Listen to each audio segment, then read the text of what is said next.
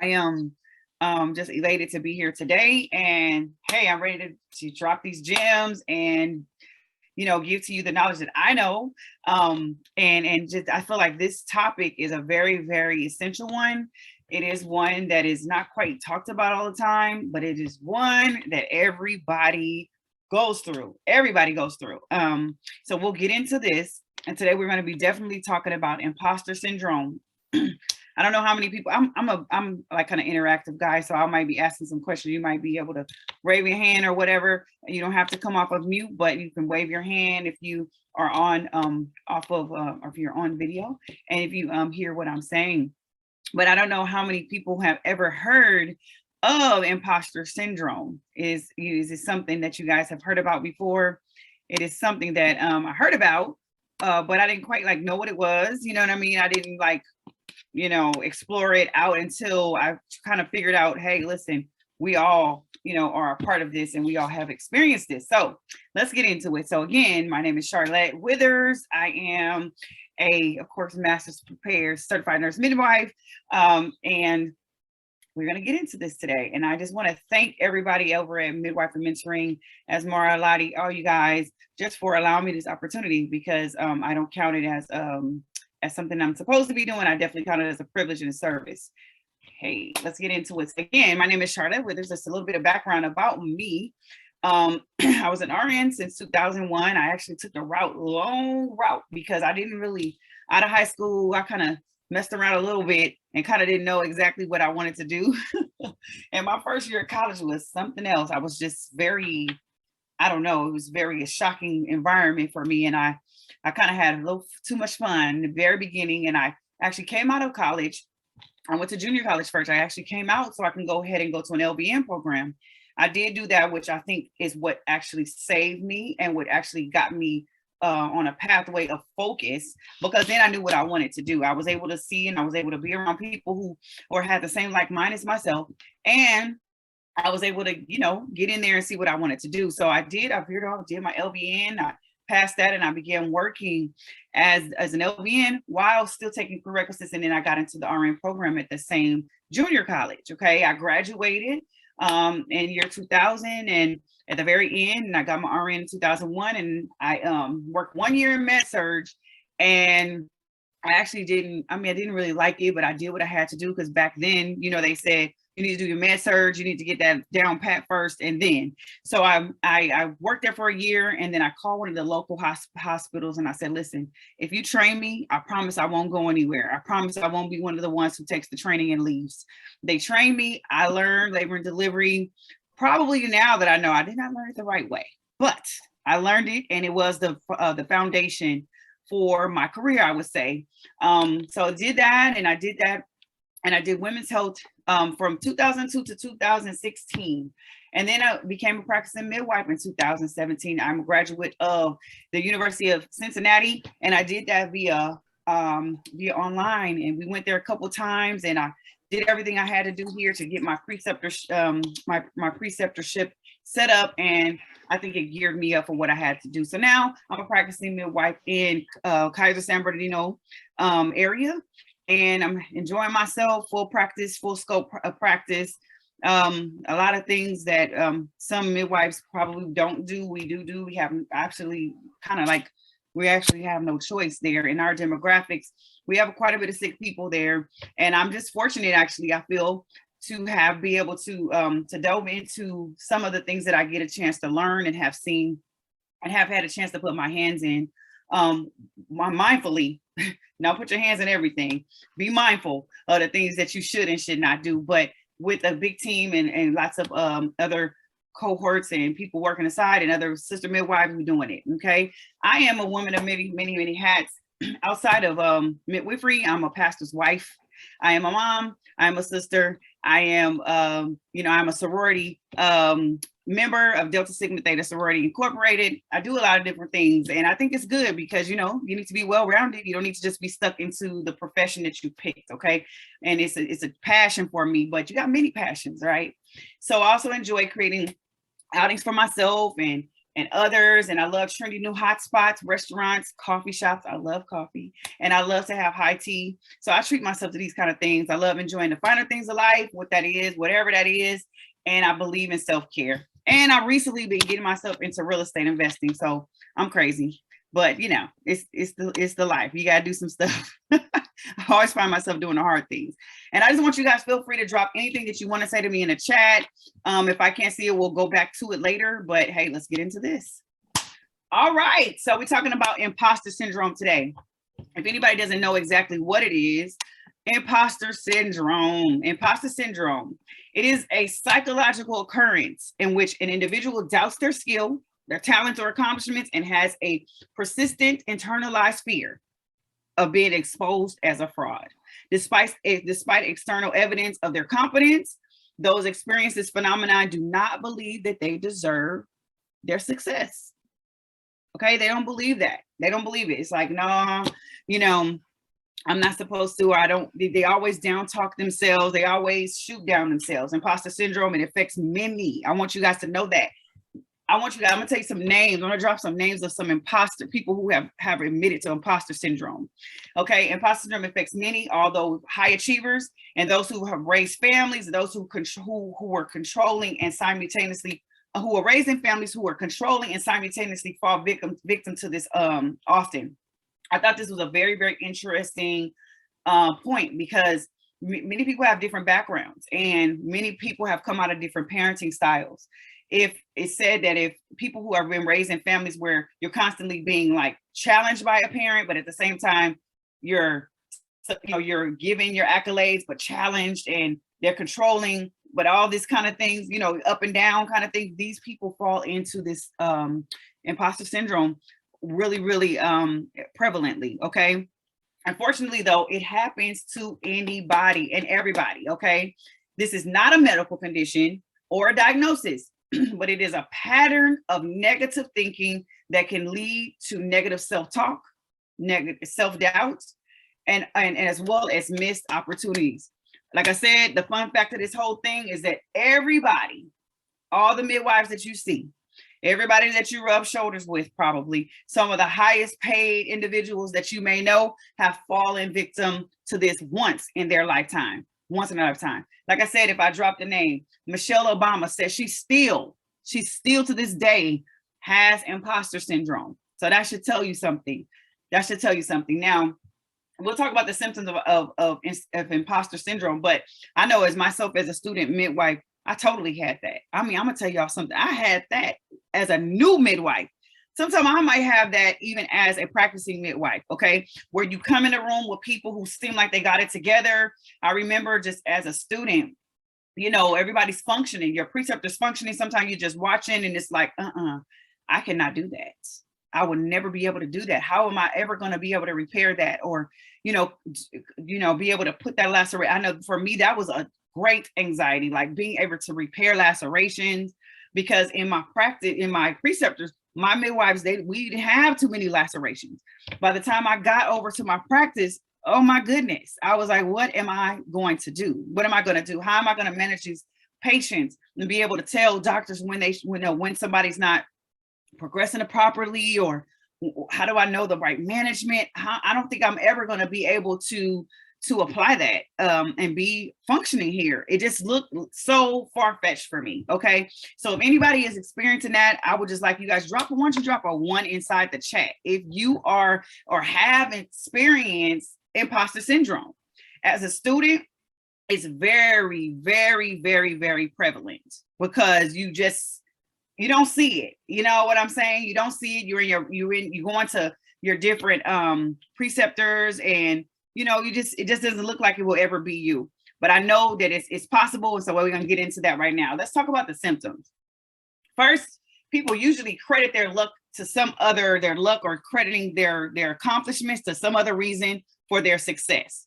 Oh, it was just a fluke, or, oh, you know, just by chance, things like that. They usually don't give themselves the proper kudos, okay, if you will say. They feel like everyone else knows what they're doing and not them. Have you ever been like, okay, they know how to do this. I don't know how to do this. I will never know how to do this. This is one other thing, one other symptom.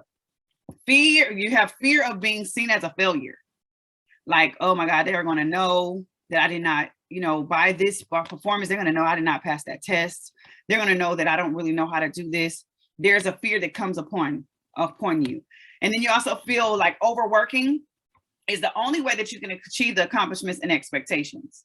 Now that one, that can even transcend over into your professional career. Okay. So that's why we're talking about this now, because it will not just stop here, you guys. It can keep going past now. Okay. So if you feel like you got to overwork just to prove yourself, or you got to overdo it, you'll get to see those midwives. They're like super duper extra overworking just so they can show their achievements. You don't have to do that. You feel unworthy of affection and attention. So that transits even into families, even into relationships. Okay. You also downplay on your accomplishments. Like, you don't want to say, hey, if you scored good on that test, or you did, well with your preceptor, you just like, oh, well, thank you. You're not really taking it in. Okay. Also holding back from reaching attainable goals. So holding back from like those things that you can grab readily. You don't really want to do that. It's like, you got to do the big old thing. If you don't do the big thing, it means that you didn't do anything. Okay. I want to let you know that feelings of self-doubt can manifest into excessive stress, fear, and anxiety. Okay. Those are some big demons that could come into the professional's life, into the midwife's life. Stress, fear, and anxiety. Okay. Studies point out that that imposter syndrome can lead to poor job performance, mistakes, and it could also lead into burnt out. How many people do you see with just got started? You're already burnt out. They're already burnt out in 3 years. A lot of times because people are trying to overachieve. If people would just take their time to learn, take their time to understand, I don't know everything. I can ask questions. It's okay if I don't know everything. It's okay if, this particular time I didn't do that quite so right.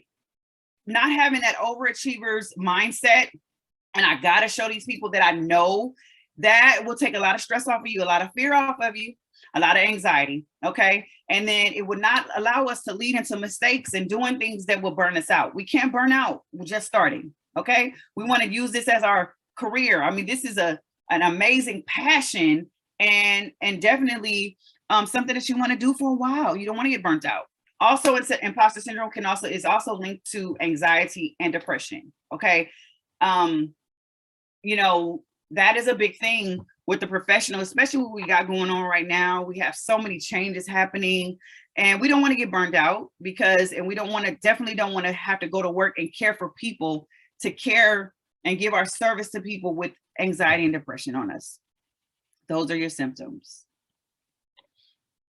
So let's talk about the types of imposters. Okay. Let's talk about, I'm trying to move this out of the way. Okay, let's talk about the type of imposter syndrome. So you got, like I said, that superhero. Okay, they're doing everything. They're doing it all. Okay, they're not even trying to hone in into one thing. They're overworked. They make up for their inadequacies by just overworking. Okay, then you got the natural genius.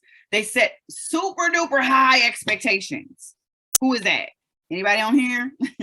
They feel crushed if they do not meet those expectations. They are bummed out, down to the bottom. You can't even talk to them. You can't get them on the phone. You don't want to talk to nobody. Who is that?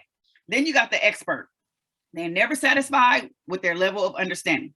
Always trying to learn more. They might got it. Have you ever seen the person? They already got it. Here they are. They're still trying to find the next little something that they can find in that little bitty paragraph. No. Okay.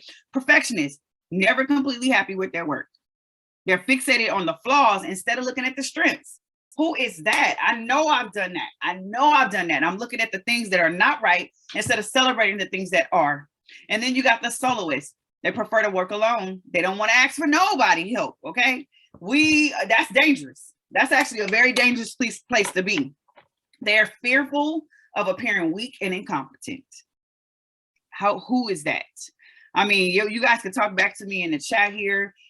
This is really, really some gems today, because you will find yourself. Now, I'm not talking about something that I haven't felt before. We'll find ourselves, and we'll find other people in these different types of imposters and syndromes.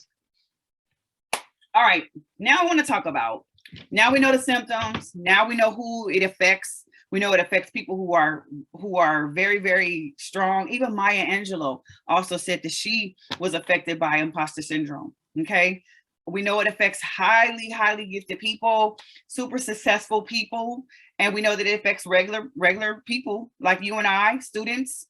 Probably anytime you go into a role, it can affect you. Okay. So now let's talk about, how do we navigate through this? How do we get through imposter syndrome as a student midwife? Talking about who we are. How do we get through it as a student midwife? And not only today do I want to talk to the student midwives, if there's any mentors on here as well, I do also want to drop some gems for the student, for the mentors, because it's also, we play a very, very, very strong and a very important role in helping someone to navigate through this imposter syndrome. And this is forever. This is forever, guys. You can use these gems for anything that's in your life, that as you step into the role of being a preceptor or being a mentor, you can use this forever. And that's why I love this, because it really, really sheds some light and gives some clarity as to the things that we are feeling or feel and will feel. So one thing you got to do, first of all, you got to separate your feelings from facts. What's the truth? What is the truth? Not what you feel, but what is the truth, right? What is before you? What is the truth? These are the things that you got to do with this. First, you got to be ready to feel. Be ready to feel imposter syndrome, because it's coming. I don't care who we are. We already talked about that. Then you got to be able to be ready to observe. Be ready to say, you know what? This is happening to me. I think I'm experiencing a little bit of an imposter syndrome. And don't look at it as a negative thing, because if you can feel it, then you're not an imposter. Imposters, people who are fake, they don't feel nothing. That right there can free you up. That they don't feel anything. They just fake, and they go about it, and they are walking in their fakeness. You know what I'm saying? They are walking in their falsified role. But if you feel imposter syndrome, you are feeling something. It's okay. Take that in. Take that in. You're feeling something. Observe that you're feeling it. Then be mindful and be ready to respond. Be ready to respond to yourself. Okay? Because imposter syndrome starts where? It starts in the mind. It starts in your mind. You're over here thinking you can't, you're not, oh, they can see, oh, I'm not, all of these negative thoughts and things are just overwhelming you. Be ready to respond to yourself. So what you're going to do is, oh my gosh, they're going to know that I don't know how to check, I don't really know how to do badge exams that good, and be able to tell them, what's next, or what's the next, what we're going to do next in this care plan here, or what's going to be our next, plan, part of the plan of care. You're going to tell yourself, I know more than I think I know. So let me just take a breath real quick. Let me think about this. What exactly would I do? Or if you feel that your, instructor thinks less of you, or if you're feeling that people looking down on you, you got to take that time to respond back to yourself and say, you know what, this is me today. I'm kind of in my feelings, and let me stop. Let me race to the occasion and be what I'm supposed to be. And even if I gotta, like they say, fake it till I make it, even if I gotta really boss up myself and make myself stand up and walk in this until I actually get it, I'm gonna do that. Then I want you to take note of your accomplishments. On those days that you get, accolades from your instructors, or you get accolades from even sometimes you get it from patients. You're seeing patients and they're already in love with you. They're already like, oh my gosh, can I see you next time, or whatever it is. Or your preceptor gives you an accolade, man, write it down. Write it down. If you get a card from somebody, keep the card. Every time I get a card from my patient, I do not ever toss it, because I need to go back and see that. On those days when I feel like, I feel like I did something wrong, I feel like I'm just the worst, I go back and look at these cards. Let me see these people who are continuously texting me and showing me how this baby is growing up because they felt that I was somebody important in their life. Or, like I said, if you need to write it down, if you need to have a journal to write down all your accolades, all your accomplishments, so that on those low days that you can go and open up that book and look at it. Sometimes you got to go back and look at the things that you've done to help you out on those days when you're feeling real low. Okay. Now here's a big one. Stop comparing yourself. Y'all, is my mic on? Stop comparing yourself. Only focus on you. We are living in a IG, Instagram, you know, you got people who are influencers. They don't even live that life. They're just influencers. You're not an influencer. You are a midwife on your way. And you have to speak it as that. We are living in a time where we have nothing to do but compare ourselves. You got to make sure that you do not compare yourself and that you focus only on what you are achieving. And however small it is, don't compare it to the one who looks like they got it already going on. You don't know their story, you don't know their journey, and you don't even know if it's real. So don't compare yourself. That's a big one. And then you got to reverse the negative thoughts. Talk back to yourself, like I said before. Reverse. Every time your mind gives you something negative to toss out there, hit it with the rebuttal. Hit it with the reverse so that you can be able to train your mind, start training yourself to speak positive over your situation. Even if the situation is not positive, that you can speak positivity and find the positive thing in that situation. And then you want to talk to other like minds. You got some students, they feeling the same way.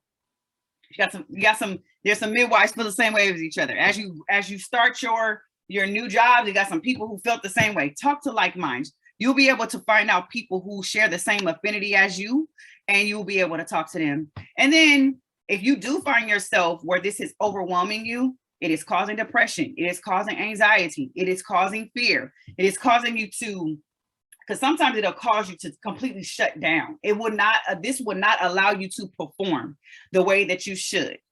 Okay. This will cause you to sit for your boards and not pass. This will cause you to sit for a test and not complete it, even though you know the information. So if you're feeling like it's doing this to you, then you need to talk to your mentor if you can. Talk to your mentor. And if you have a therapist, that you'll be able to vent out and talk to them. You got to get it out so someone else can help you, someone else can hear you. You have to do that. Okay. And then I wanted to also talk to the mentors. And anytime you mentor, if you've ever been in any capacity of mentorship, this will aid you in anything, because like I said, everybody goes through this imposter syndrome. First of all, as a mentor, we have to remember our start. We have to remember those days when we felt just like the person that we're mentoring. Okay, we got to remember, we didn't always have it together. We didn't always feel nice and savvy that you can go in and just, not have a pen with you while you're taking a report, just listen to things and you got it. We weren't always that way. So we got to remember our start, because that helps us to stay in a humble place that we'll be able to help others. Also, we want to foster a safe environment. We want to allow that safe place for our mentee to come to us and be like, listen, I messed up, this and this and that. And, I don't feel good about it. A place where they can just download and they don't have to feel like somebody's coming after them, or somebody is going to down them, or somebody's going to push them farther than they already feel. We got to have a safe place. Then we want to encourage, even in the hiccups. Even, it's just like when you have a baby, everybody who's parents on here, that baby's trying to walk, they're taking the steps, they fall. Oh, you got it. You can do it. You keep encouraging them so they don't fall anymore. They don't fall and hit their heads anymore. They don't fall on their hands anymore. Now they're walking. And guess what? You don't have anything to do but say, come on, we're going faster. Next thing you know, they're walking next to you and going faster than you. Okay. And then you want to see your mentee as your assignment. Now, when I say assignment, I don't want you to feel like, oh, that's my assignment, but you look at it as your calling, your assigned place where you could place your passion. Okay. A place where, and if you look at your mentee as your assignment, your baby, something that you help something to be birthed in, I promise we'll do the greatest job, because it's coming from us. And you want those people who be out there who were with you to be out there shining. Okay. You want to allow for recap and venting. All right. You want to be able to, while they are feeling weak, that you want to be able to build up their weak areas. You want to be able to build up those weak areas. And then lastly, finally here, when there is a win, we want to go hard in the paint with them. We want to celebrate big with them. It is the worst for you to get to a place when you know you got something, and then the person who you're with, who should be able to recognize it, those persons who you're with who should be able to give you those kudos, those high fives, say nothing. That is not being the greatest push for any mentor, for any mentee rather. That's not, because they won't even know, like, what did I do? I know I did it, but I don't feel it. You got to let them feel big celebration, just like they feel big failure. We got this, and we can make people go farther with what we can do for them than they ever would be able to do for themselves. Then lastly, guys, you want to see yourself in the future, that C&M looks absolutely great on you. I can just say, in my last little tidbit here, like I said, I've experienced imposter syndrome. Sometimes I might still, experience it, especially in new things that I take on and new roles. Yes, it was times I was like, I don't know why they hired me, because I can't do this. I cannot do this. And you're in your first year of orientation, and you get to the 5th and 6th week or whatever it is, however it's set up, and you see your growth, but then you still don't get a chance to celebrate yourself. And then eventually, things come around, but you got to be able to use these tools to make sure that you come around, and then make sure that you catapult past this, because you can't stay in it. If you stay here, like I said, it will cause you not to be able to perform to your greatest potential. And we got to hit our greatest potential, guys. We got to hit our greatest potential in anything that we put our hands to. So like I said, me, myself, I felt it. I feel it sometimes, but here I am right here as I delivered this little baby. And as you can see with my hands and how I am with this is what I do with my heart. And I don't deliver babies directly to their moms. I don't know where I got that from. Maybe it's just a passion I have. I don't really ever deliver babies directly to the nurse's hands or directly to the mom's belly. I always take that baby to me, and I'm the first one that's going to take a peek at that child and resuscitate to see what needs to be done, or if anything needs to be done. I'm gonna do the first assessment on this kid. And so this is what I'm doing, practicing, doing what God called me to do. And I just want to see you guys do the same, but we are not allowing imposter syndrome to stop us. And I just wanted to stop by today. And I thank you guys for having me, for just dropping these gems about imposter syndrome, letting you know what it is, letting you know that you are normal. You're normal just because you feel it. Keep pushing. You got this, and you will be that certified nurse midwife. All right. Thank you, Lottie. Thank you, guys. Appreciate you. Let's just take a second, y'all, and let's unmic and just clap, and let's show appreciation for Charlotte, because that was just, I'm like speechless. Appreciate you. Oh, that's my mentor. I love you. That's my girl right there. Thank you, Courtney. Thank you guys so